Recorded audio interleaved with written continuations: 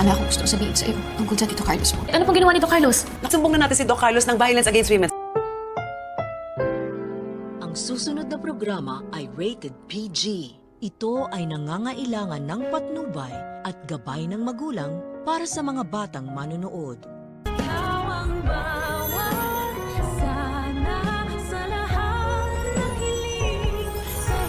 Or itutuloy niya na yung plano niya na pag-disinherit sa'yo. And then, ikaw din yung sampid dito.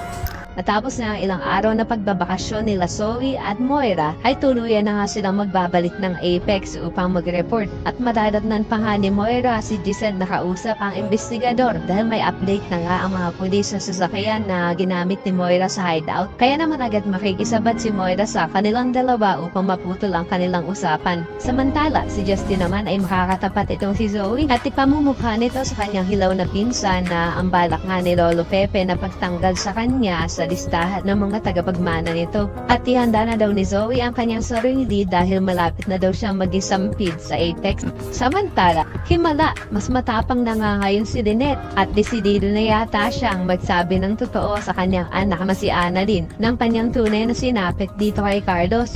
Matapos nga ang announcement ni Annalyn sa kanyang ina ng kanyang good news na kasama siya sa mga listahan ng pupunta sa Japan, ay dito na emosyonal at mangiyak-iyak na sasabihin ni Lynette sa kanyang anak na meron daw siyang ipagtatapat tungkol sa kanyang Tito Carlos. Pero mapapansin naman natin na papalapit ng papalapit si Doc Carlos sa kanilang dalawa.